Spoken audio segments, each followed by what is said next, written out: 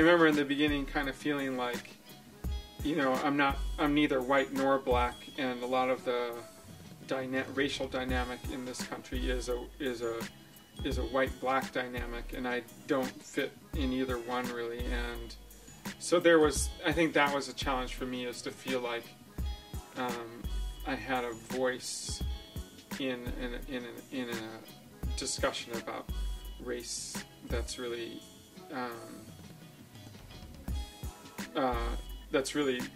an American discussion, a discussion about American history and the patterns of race that have come out in this country.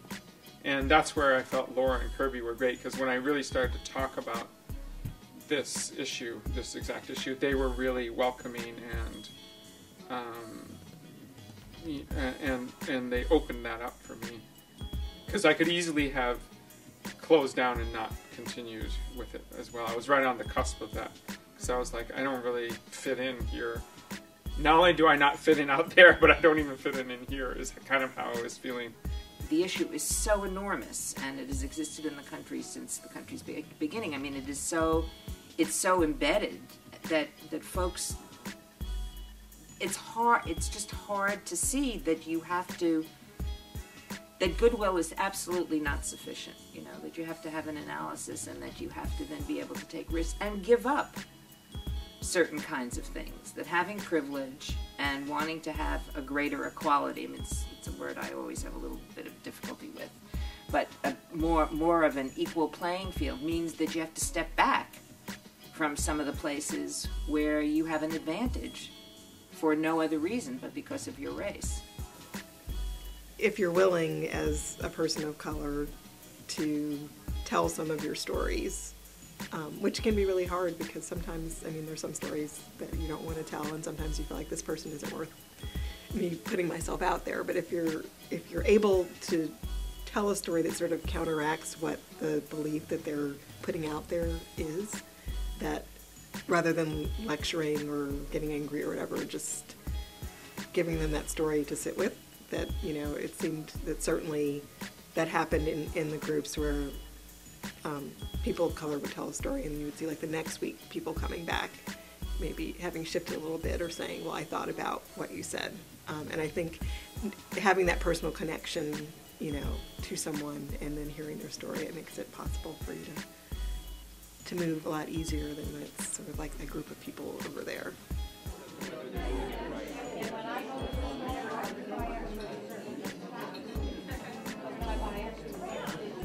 To reflect on one's own experience around racism is hugely important.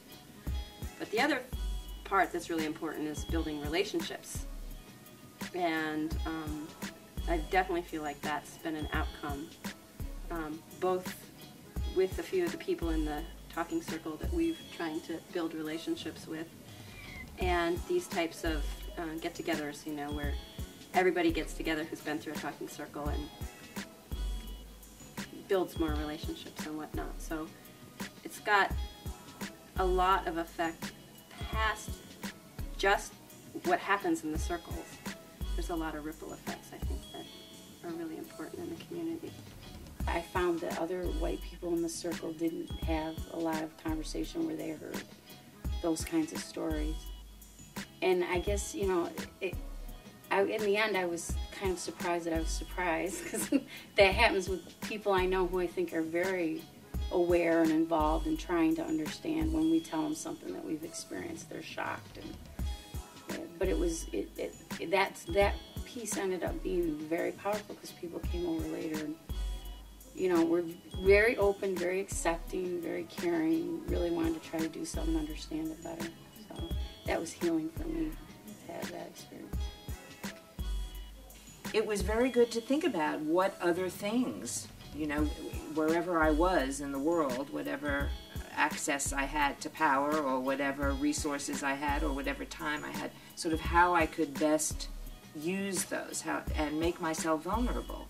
Because I think each time you move from the place that you're comfortable with, regardless of where that is in the, I don't know, the continuum of dealing with racism and doing anti-racist work, you're putting yourself into a new place that you haven't been before, and that's very vulnerable. And I think especially if you think that you already know stuff, it made me feel in some ways even more vulnerable, and I think that's a good thing. I think it's a really good thing.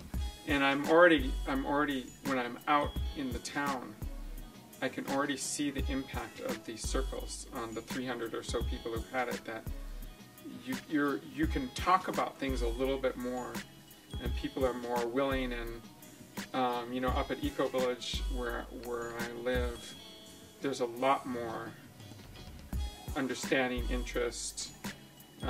You know, people think it's important to be inclusive and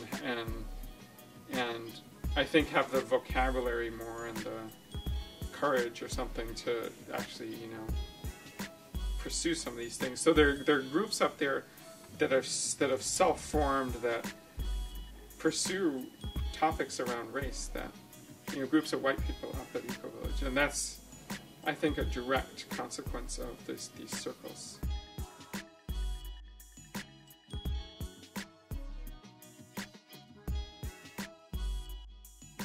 The mediation and the facilitation are skills that are very hard to pick up and very hard to be good at, because they require aggressive listening, I like to call it.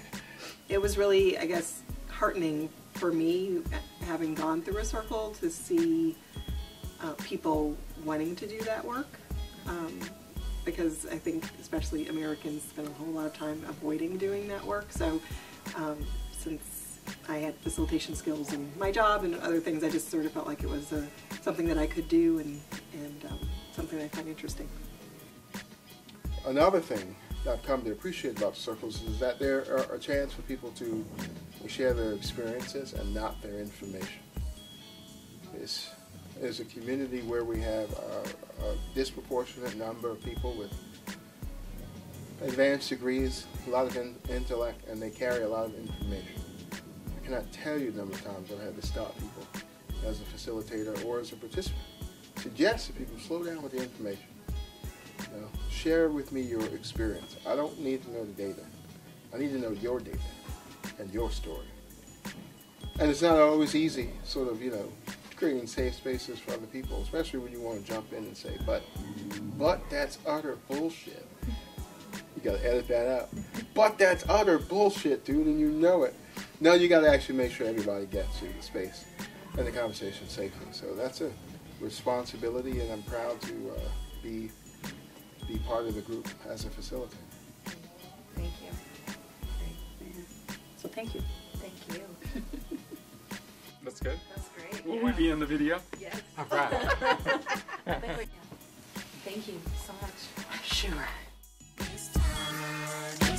Yo, I've been around for a minute now. I see you go, I see you come, and see you hanging out. People living to die until they hit the pavement. The bigger they head, the less need for steady aiming. I see the hood and the need for some major changing. I see the church and the need for some rearranging. On every corner there's one, but still can't see the sun. If he was walking amongst us, would he walk in one? The dumpsters is where he hung, and drunkards is who we won.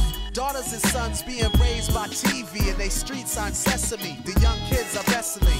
Well, who they are, it's our duty to address these things. I'm not trying to diss, but someone has gotta feel this. Radio, play this realness, things is killing us. You feeling us? There's a way I'm gonna kill us right now. We gotta push through some way somehow. I wanna live for good and every way, and start a new slate with every day. I ask God for the meaning of life. Out in the streets, it's like we're